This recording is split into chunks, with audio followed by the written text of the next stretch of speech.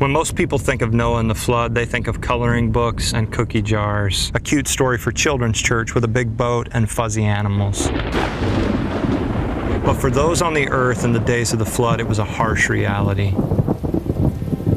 People ran for their lives, tried to make it to higher ground. Neighbors clawed at the door of the ark until their hands bled, begging that at least their children be taken in.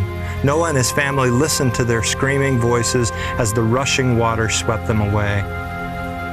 In the 600th year of Noah's life, on the 17th day of the second month, on that day all the springs of the great deep burst forth, and the floodgates of the heavens were opened, and rain fell on the earth 40 days and 40 nights. We've seen shadows of the flood in our time, hints of the destructive force that nature can unleash, damage in the billions, thousands killed.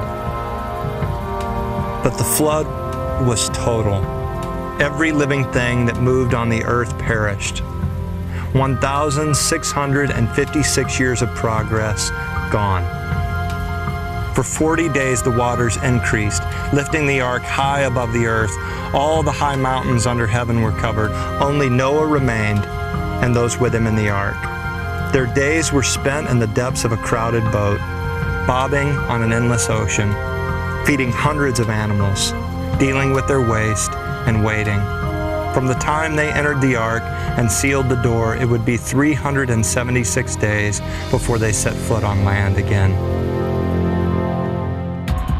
God never promises that our lives won't be filled with storms that devastate our personal finances and our family and sometimes our hopes and dreams. Ultimately, what the Scripture promises is that Christ will be a redeeming force in the midst of our storms and that He'll always be present with us. Though we're afraid, though we may feel abandoned, God never leaves.